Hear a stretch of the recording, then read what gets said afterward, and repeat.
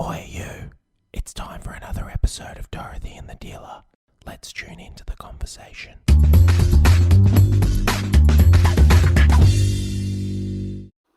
Okay, hi everybody. Hi Mitch, how you Hi, going? good morning. Guten Tag. I'm turning up as a German today. It's good to be back. We're really excited because we've got our very special guest on today, and I'm just going to introduce us straight away, Chani Thompson. Great to see you. Hello, Chani. Great to be here. I'm so happy I could give you some of my time today. Oh, that sounds familiar. You're a cheeky bugger.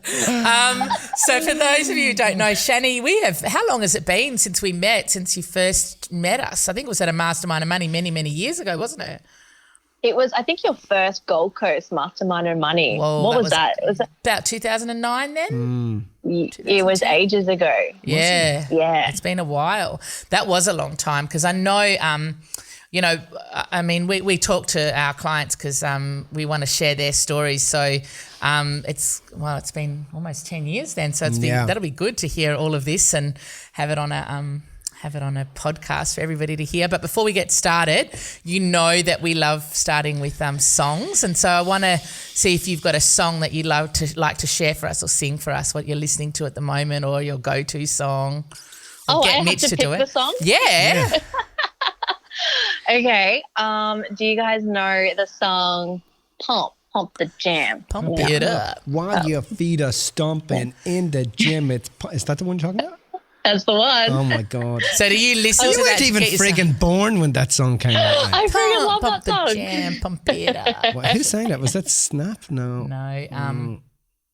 It wasn't it like Technotronic. Technotronic. One of our sound guys just came in and said Technotronic. 1989. There you go. Were you born in 89? Were you born in 89? I was born in 88, baby. There you go. Such a baby. All these people we're speaking to making us feel so old. Like a doddery old fat. So Shan, just how about talking to us about a little bit about how you met us and how you heard about us, and let's start sharing. But what do you do, Shan? What do you do? Now I am hang on a second. So do you see that the concept of leading into that so that people go, okay, this is where she was at, so we can lead into that? No, I think we should start with what she does and then how she got there. All right. Let's start with the destination and then reverse engineer. Let's go. I know. Well, now I am a professional network marketer. So I work full-time on my own business, but prior to doing this, I was a registered nurse. I was an anaesthetic assistant. And actually, now that I think about it, it wasn't 2010 when I met you guys.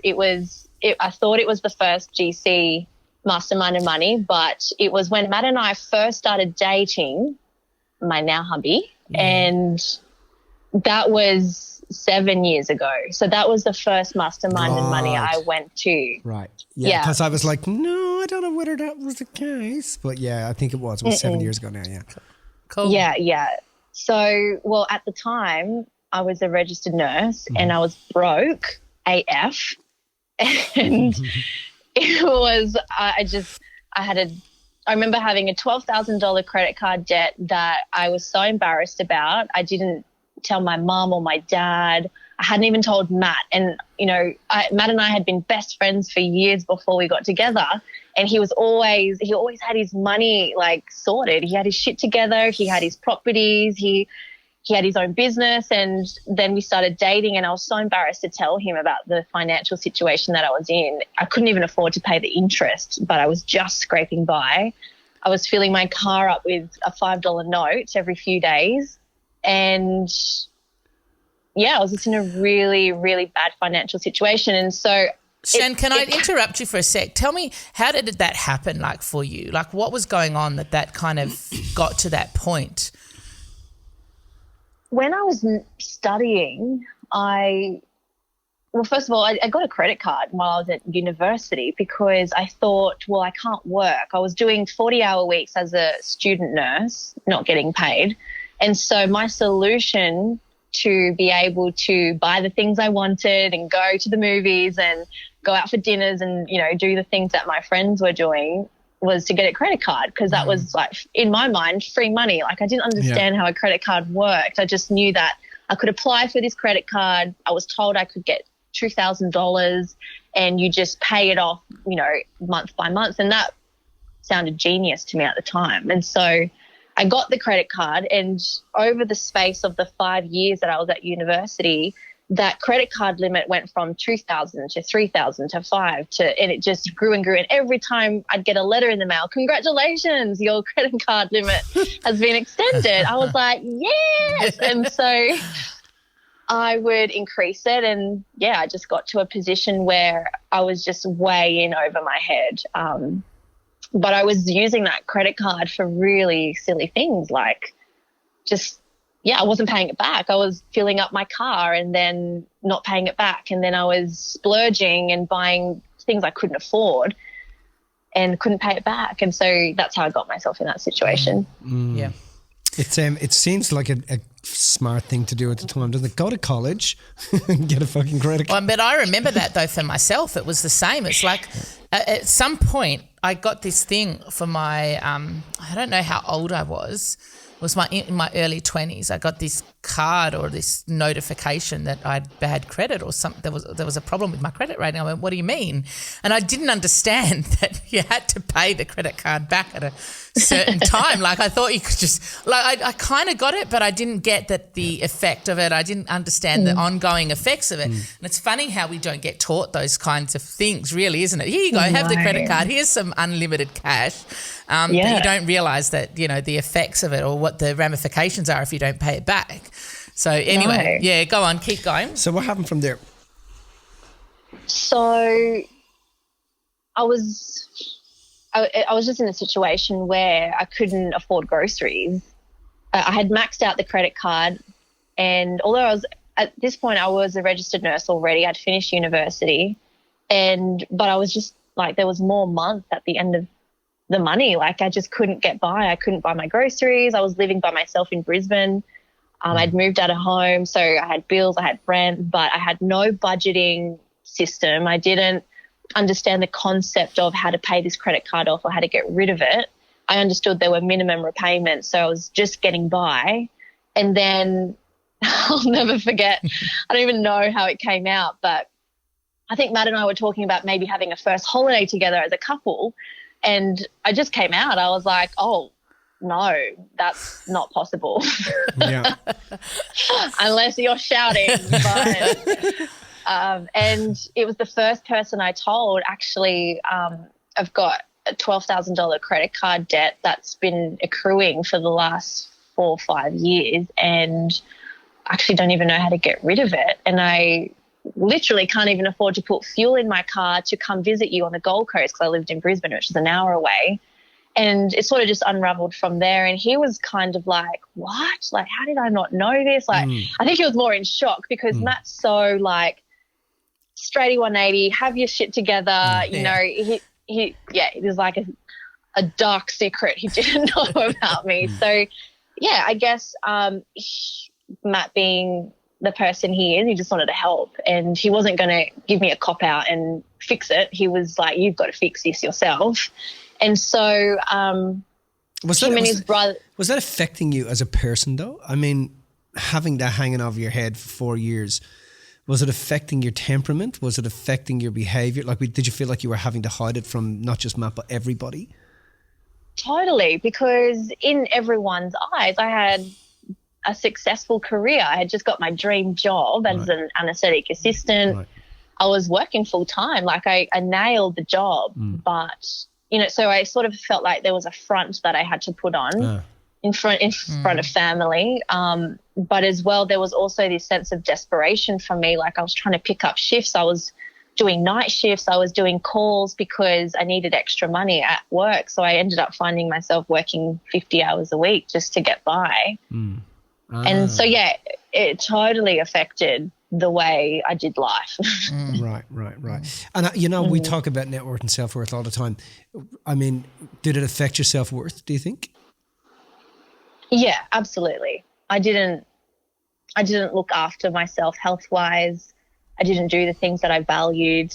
I didn't put myself first. I didn't even think that I deserved Matt. I remember thinking, like, why does this guy like me? Like, I don't deserve this guy. He's great. So yeah, absolutely. I was in all sorts.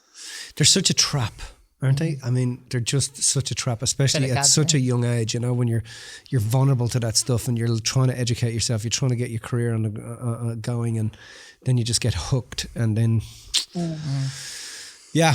Anyway, go on. Tell us. So you were at the point, Matt, Yeah, Matt suggested, hey, I'm going to do this 2-day thing and it's free for you. Come along. And he explained it was called Mastermind and Money. And I was like, are you kidding? I'm not going to spend my weekend indoors all day. That was the first thing I said. And I was like, no, you go. You just tell me all the good bits. And so he went to the first day with his brothers, and he came back that night, and he pretty much just said, if you don't get your ass to this auditorium tomorrow, this theatre room. What was it? You guys had it in like a university, I think. It was at Bond Uni. He was like, yeah, you literally need this in your life. It's really important that you come. So I was one of those people that got dragged to the second day and sitting there with my arms crossed, like, why am I here? This is bullshit.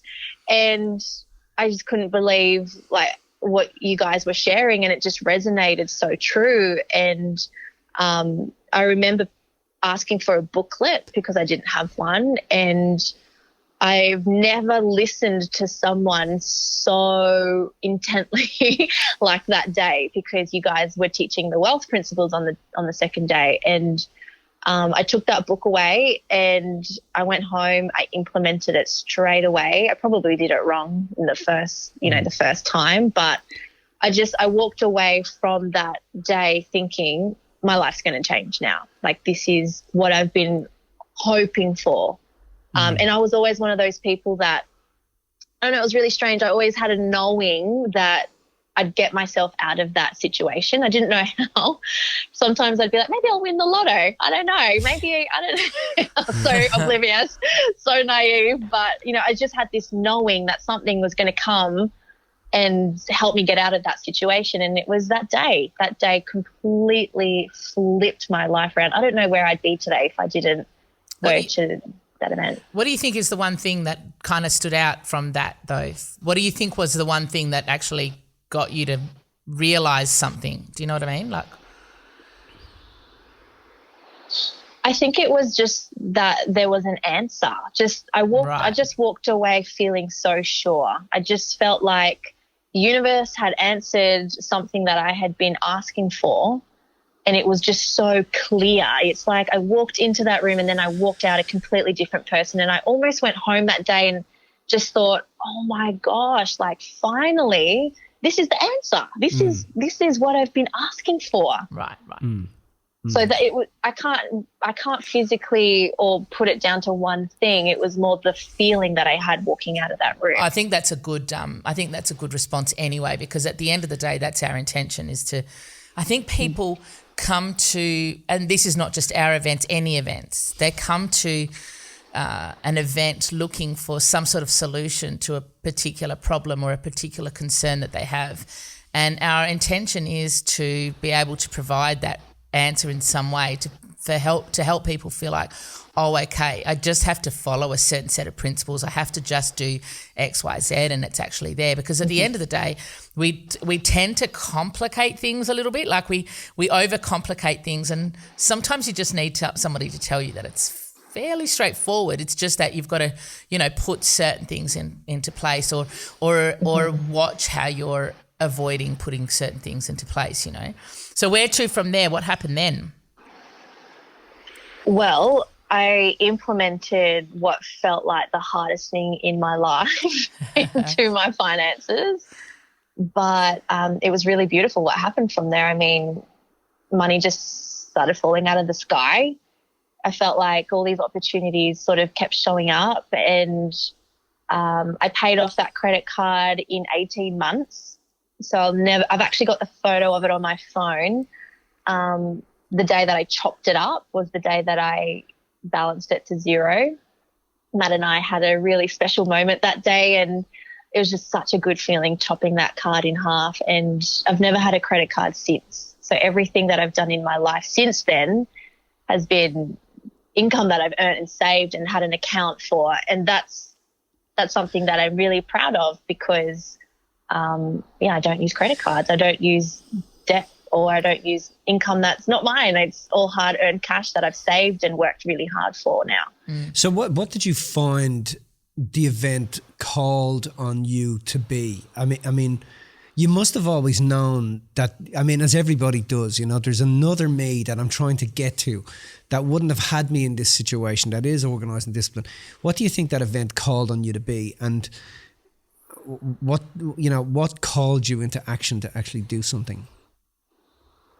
I think it called me to be organised and just committed to something. My whole life I had always been such a flaky person on everything, whether it was jobs, like I never held a job longer than a year. I'd always jump job to job. That nursing job that I had was the first time I'd actually stayed in a job for longer than a year. And so I think it called on me to be committed to something finally for once. Right. And the commitment that I had to make to myself, I kind of like signed a contract with myself. Like from now onwards, I promised to myself that I'm going to see this through because I can see how it could work. And well, what's it been now? Yeah, like 7 years that I've been doing the wealth principles, and my gosh, it's completely changed my life. Yeah. And then, so tell me about, because you work with a lot of men and women, but predominantly women, right? Tell me about that. Tell me about why you have, you're an influencer in some way, but why do you feel you have such good team? What do you think that is? Well, I see myself in so many of the women that join the team because I know what that feels like when you're in a position where you deserve more, you have more, you can give more, but you just don't know. I didn't have anyone in my life at the time who was a mentor or someone who could guide me. I didn't even have people in my life who I looked up to with, in career, in business, in finances. I didn't have anyone like that I could just have a heart-to-heart with and go, what do I do? Like, I'm really stuck right now. I didn't have that person in my life back then. And so I see a lot of people who it's like I attract Chani 7 years ago. It's crazy. Yeah. And that person is so freaking committed to figuring it out. They're so hungry for the answer. They're so hungry to do whatever it takes to make it work. And I think that's why I love doing what I do, because I just see myself 7 years ago, and every time I talk to someone who's in that same position, or it might not necessarily be financial, it might just be a void in values or a void in mission. Like they just don't know what else they can do to fulfill them. And it's just so exciting when you meet someone with that hunger and that desire, because you know that they're going to go all the way no matter what. I love that. The thing that we think is our biggest struggle is the thing that we then go and help other people with, at the end of the day. So I love hearing that. I want to say, I know that because I want to touch on your moment, and I want to touch on relationships and you for a minute, because I know that was also big for you. And I just want to, because I know that there was a little part of you, because I think there was in terms of getting your wealth principles in place, I think that was something really quite structured and something that you could do and something that you could like physically kind of manage and handle. But what happened in terms of relationships and you in the next step, like in terms of you getting to that next step of doing some work with us? Well, first of all, I had no idea what relationships and you was going to be about. Yeah. I joined because I remember doing it because I had a friendship at the time fall apart, and I was really upset by it. And then what I realized that relationship in you was the relationship with you, with yourself. And so that moment for me was really, really big, because a story I had been carrying around was that I wasn't enough. And it stemmed back to a crazy childhood memory that I had never thought about in my life until relationships and you. And that moment was I had gotten kicked out of home.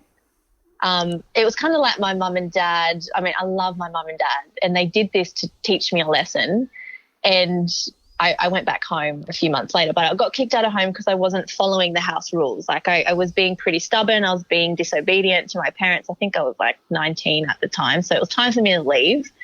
And I remember packing my bags and putting everything in the back of my little Toyota Yaris.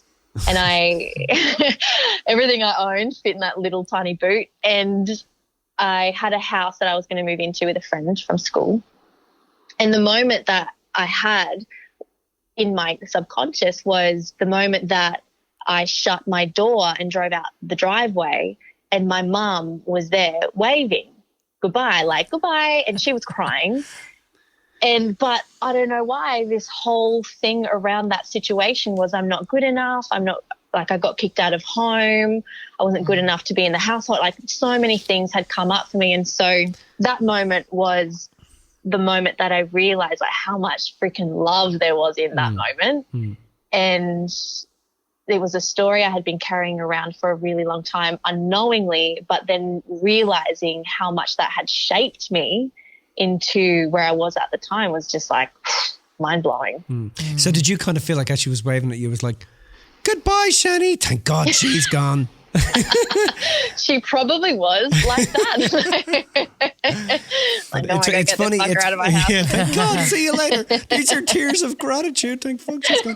But it's funny how, isn't it funny how we, the brain just writes this script and then hangs on to it and just, and then we don't realize that the thing that we think is actually holding us back actually holds the greatest amount of love and blessing, and it was actually her saying, you're able to do this, kiddo, and if this is what you have to do to go and realize that, well then I'm all on board. This is what you got to do. Yeah, I mean the independence that came from that moment is huge. But it's funny then as like that we take that and without even think, so I think that's an important point, that without even thinking about that having an effect on your life, it kind of had an effect on every aspect of your life, right? Because even the fact that you've got yourself into, the debt and you don't feel like, and then Matt, you don't feel like Matt, you deserve Matt. And then, it's like this, it's a snowballing effect, and we don't realize what gets us into these positions until we actually stop and look. So what was that moment like for you? What was that? What was the feeling? What was that expression of that moment for you?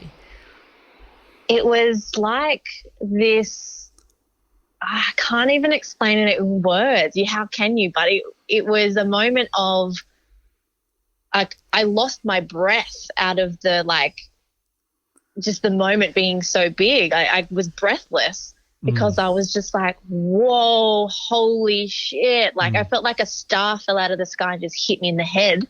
And all of a sudden everything made sense. And the feeling that came from that was, I can't believe how much I love her. It was just like this love that you just, right now I've got a new puppy and I love my puppy. I just kiss her every day. She's probably so sick of me right now. And it's like this love, like this unconditional love. I love you. But the love I felt in that moment, I wish we could all feel that 24/7, because it was tears, laughter, that weird feeling of bursting out with laughter and bawling your eyes out at one time, because it's just like this, whoa, that's just insane. So it was a really beautiful moment. So leading on from there, what's happened from that point on? What's been going on? Share what's happened from, in terms of, you're not a nurse anymore, right? What happened with all that? Yeah, so you're still a nurse, you just don't work in that field. Yeah. You can't take that away from me. We should call her Nurse Chani from now on. Well, what happened was, when I did RNY, I had already left my nursing job. So in between Mastermind and Money and RNY, I guess my self-worth just grew there just by implementing the wealth principles. And I'd sort of realized that I had a really big purpose on this planet. And as much as I loved what I was doing in my nursing career, I just felt like there was this bigger calling. I had a bigger mission, a bigger vision. I didn't know what it was, but I just knew I was destined for more. It was just like this inner knowing that I think I'm meant to be doing something bigger than this.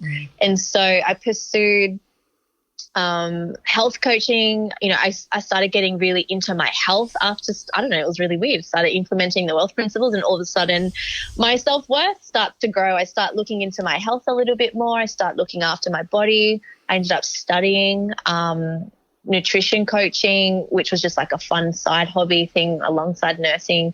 And then I just really realized, oh my gosh, like I can really use this knowledge and empower people to up level with their health. I think I want to do that on the side. And what started out as a hobby business, I was just coaching a few people here and there, turned into a really big following of people who really wanted to work with me.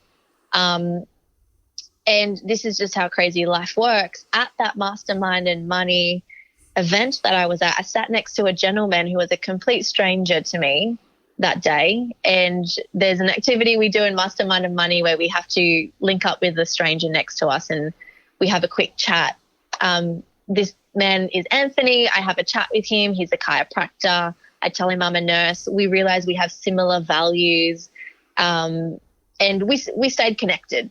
We met, we sort of stayed connected after that event, and it was kind of like, I'm going to say maybe a year and a half after Mastermind and Money, he reaches out to me and says, hey, I'd really love to share something with you that I've started. It's in the wellness area. Come check it out. It ended up being Juice Plus, and that's how I was introduced to Juice Plus. And from there, I integrated that business model into my existing coaching that I already had. And it's just, grown from there. My gosh, it's just gone gangbusters. It's awesome. It's just insane how life works, right? I went to that event because I knew, well, actually, I didn't go to that event willingly, but I walked out of there knowing my life was about to change. Not only did my life change financially, but I was introduced to a person who later in my life ended up being someone who had a vehicle for me where I could create my dream life. And that's it's a bit mind blowing how that happened and the synchronicity there. So let's talk just briefly about creating your dream life. Yeah. Tell me some of the things what does the future hold for Chani Thompson right now? What's the future hold? Well, right now, we're just really excited about helping as many people as we can through what's going on in the world. Yep. I think we have a really beautiful opportunity to help people in health, but also financially. For Matt and I mean, we've just finished, we've been together now over 7 years, and we've traveled the world together. We did our dream honeymoon. We traveled the world for 12 months and we've come back. We live in our dream home now, and now I'm 32, so it's time for us to have a family soon. So I'm just excited for that. I'm just so excited that I'm not going to be stuck in a job that I'm going to have to go back to, after my maternity leave. And that, to me, being able to stay home with my children when they're here is just, that's a dream come true for me. That's why I said yes to this, because I was looking in the future and I thought, wow, I really want to create an opportunity for us where we can stay home with the kids. And so that's what our future looks like, which is exciting. Wow. And I love that you've got, an online system to really help people to, you give them so much value, with your online, the Emporium, and I love that there's so much value there for them and that you give them over and above. And I think that's just, that to me is really awesome. What do you think is the one thing or the main thing that you want to help people with? You know, if they could come out with anything from what you teach them, what would that be, Shan? My biggest, if I could write in, say in one sentence what my mission is, it's to inspire and live life inspired. And so I love to help people up level. I love to see people become inspired to make change in their life, whether that's with their wellness or whether that's with their financial situation or even just their mission in life. I'd love to see people light up at the thought, oh, wow, I can up level here. I can do better. And so my every day when I wake up and I say to myself, today my mission is to be inspired and to inspire. It's, you know, making sure that I'm looking after myself and filling my cup up, but it's also about how can I give back to others, because that moment where I realized I was worth so much more than I thought was one of the most beautiful moments in my life, because it changed the trajectory of the future for me. And so if I can help people see that in any way, whatever way that looks or whatever way that's packaged, that's just, if I've done that at least with one person a day, I'm happy, whether that's through a podcast or a video or a one-on-one chat. Do you find that you find a common thread as to what blocks people from getting to that point? I feel the pattern is that people they don't have the support, or they don't have the mentorship, or they don't have the guidance, which is exactly what I had. I think the reason what stopped me so much from moving forward was I didn't know where to look, and I couldn't find it. I wasn't actively looking, but there was no one around me in my circle that I could reach out to and ask for help.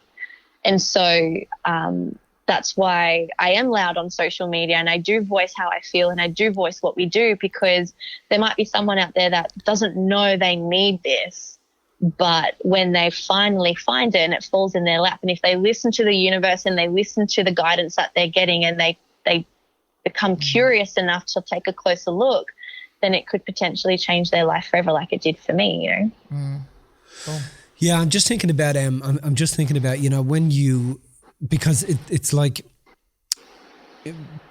people think that when you get that epiphany of, oh, everybody needs to know this, everybody needs to, if it can happen for me, it can happen for everybody, that, you know, your life falls in front of you and away you go, and it's all, you know, it's all cupcakes, rainbows and unicorns. And in actual fact, it's the beginning of the challenge. Because as you were talking earlier, I'm just thinking about when I first got it, you know, when I first got it, you know, it's like, there's so many challenges then come up, you know, there's so much stuff that you have to use what you got to be able to go, no, I can make it through this, because I know there's no way it showed me this and has given me this challenge, for this challenge to stop me. This challenge is just something for me to work out about me, and so that I can just be of greater influence, and I can reach people more, and I can touch people more.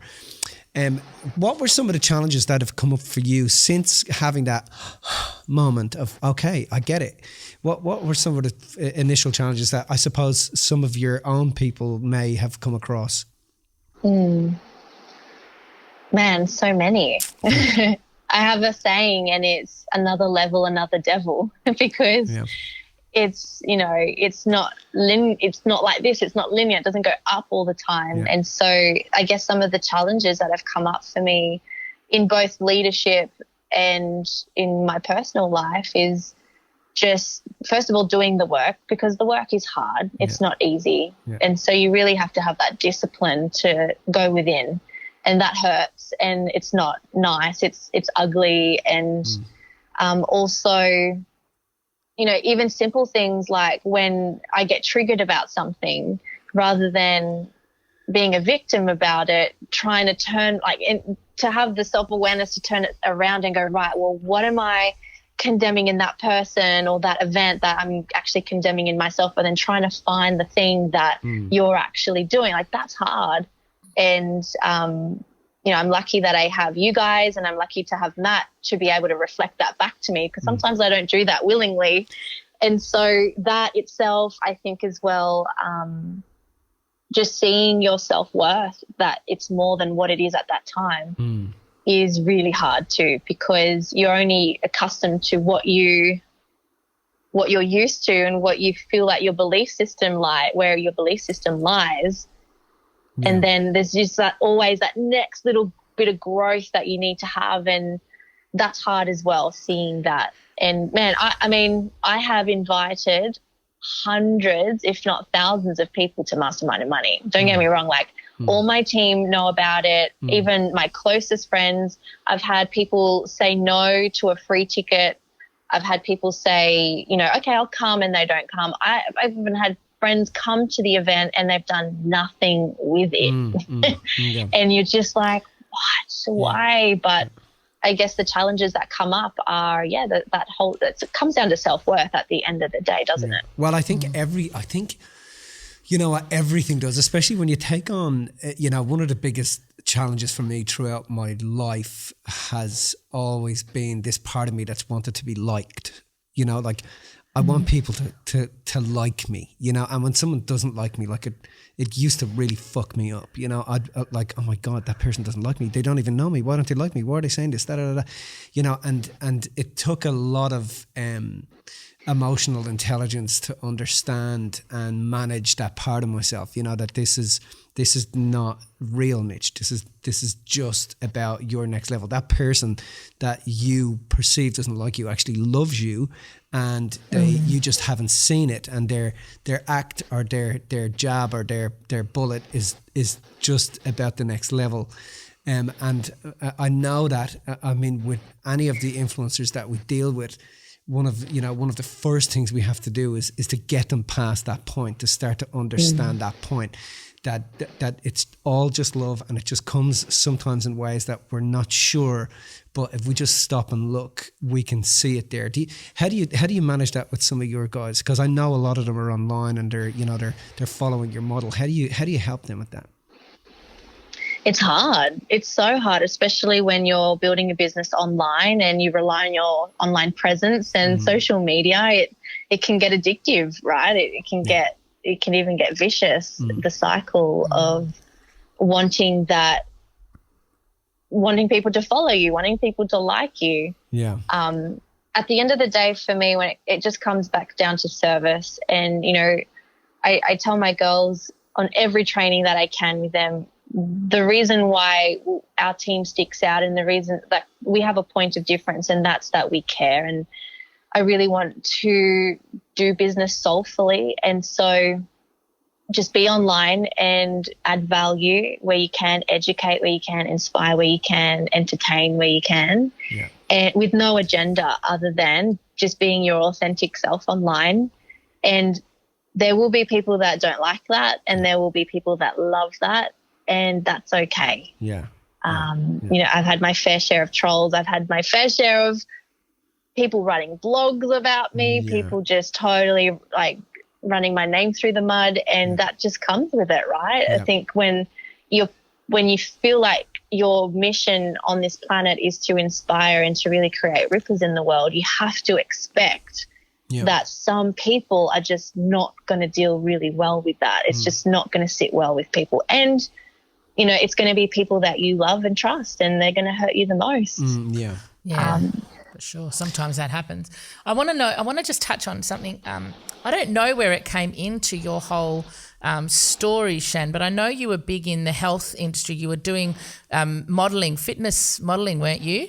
Where was that in there? Because I'm curious about where. And I've done a bit of that myself over the years, so I'm curious to see where it is for you. Do you know the reason why I'm curious is because I know you're saying things that you're talking about, you know, certain challenges, and I wonder where your self-worth was at that time. I'm curious about that. I never knew where it fit into the cycle, you know. In the timeline. Yeah. Well, okay, after I got kicked out of home, I moved to Brisbane a couple of years later because I got a dream job up there at the Wesley Hospital, an amazing hospital. My gosh, I loved that job. And so when I moved to Brisbane, I had just gotten out of this is pre-mat, I got out of a really horrible relationship. And it was like new me, new city. I don't know anyone here. So I joined a gym. This is where I started to look at my health a little bit more. Joined a gym, met some really awesome people at that gym who are great friends today still. And I don't know how it even happened. It kind of was a joke. They said, Chani, you should compete in this competition. And I had no friends. So I thought, okay, am I going to look cool if I do this? So I competed in a competition, fluked it. I don't know if you want to call it fluking it, or actually did the work and deserved it. I smashed it. I think that one I got like 5th place at a national competition. Wow. At a state competition, I should say. Then because I got 5th, I got taken through to nationals. I got 3rd at nationals, and because I made the top 3 at the nationals, I was invited to compete for Australia at the World Olympia in San Diego. Wow. And it was just like this, wow, what's happening here? Before I know it, I'm on a plane going to San Diego. And by this point I had been working out, I should say, like working out really hard, dieting and doing all the things for the competition world for about 7 months at this point. And by that point, my self-worth here had really grown. I was, I promised myself 4 seasons to be single to get over that previous relationship. And in the 4 seasons or 12 months, I really grew. I made new friends. I had a job that I really loved. I started doing things for me. I started eating really well. And so I won a world championship at this. Right. Like you should see the photo of me on the podium. My face is like gobsmacked. I'm like, what is happening? How did I just win this? So that's sort of where it fits in. And when I got back to Australia, that's where Matt and I got together. Oh, wow. Oh, that's cool. That's cool. Really lovely. So how do you look back on that time? What do you think when you look back on that time? It was pivotal because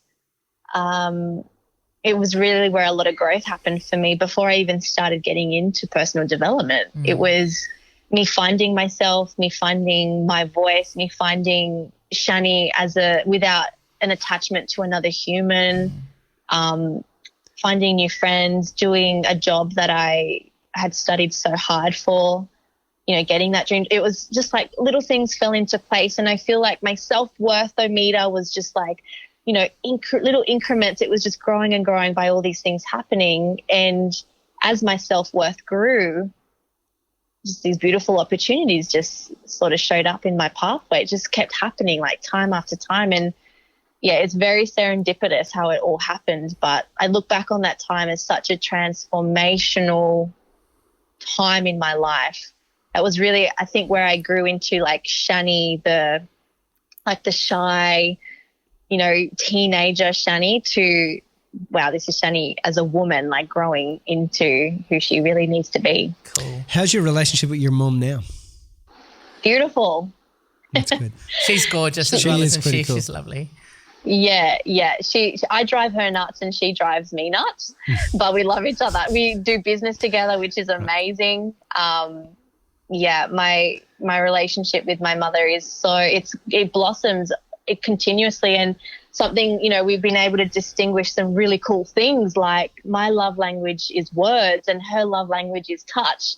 And so, she really loves hugs, and I've always been, I'm kind of like a cat, like a cat doesn't want to be touched. Yeah. And then when we distinguished that we have totally opposite love languages, and then we started to, I hug her now, I give her cuddles, and she knows that I love letters and I love texts and I love like voice messages. That's my love language. Like, we just have a really beautiful relationship now, and we work really well together as well. Beautiful. Oh, that's good, man. Okay, so we're going to finish up, Shan. Before we do, can I just ask you, what is the one thing that you feel you're the most grateful for in your life right now? That's a good question. I could say so many things. See if you can narrow it down. Right now? Right now. Just don't say much. Because that's just corny.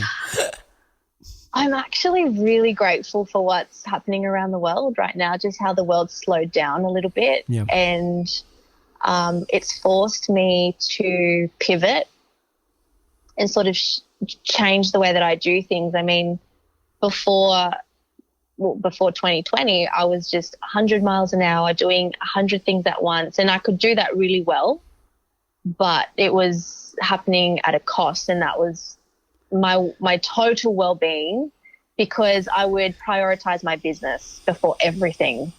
That's just ingrained in me. I will always put my business before everything and anything because I love it. I'm obsessed with it, and I love helping people. So this time has really forced me to slow down and take a step back and change a few things that we're doing. I've also got a brand new puppy, so I just can't pull big 12-hour days right now. I'm toilet training this little puppy that pisses everywhere. And it's just, it's cool because it's just a whole new world right now, and I love it. I've just found myself a little bit more now in this time. Oh, that's cool. Shan, you know, just from my point of view, or I think probably I'm speaking for Mitch here too, but whenever we speak your name, whenever we talk about you, we're always overwhelmed by the amount of love that we have for you. You know, you take things by the horns, you take life by the horns, and you're one of our heroes with how you've implemented the work, with what you do, with how you help other people, with the fact that you're so authentic. Like, we meet a lot of people in your field, we meet a lot of people who have influence, but there's very few that we can say are as authentic and as down to earth and as just lovely as you are. And we really appreciate just even being able to know you and hang out with you and, you know, mull things over with you and, you know, just be able to, you know, hang out. We love that, and we really appreciate your time today. I thought that was really cool, and I think that our listeners are going to be, because we talk about you a lot, so I think they're going to have a little bit more insight into who you are, and yeah, that was lovely. Thanks so much. Thank you so much for having me. Give Maddie a big hug and a kiss from both of us as well, please. I will. Love you guys. Love you. Thanks for having me on. Thanks, Paul. Cheers. If you found this information inspiring, make sure you subscribe and tune in to the next Dorothy and the Dealer podcast.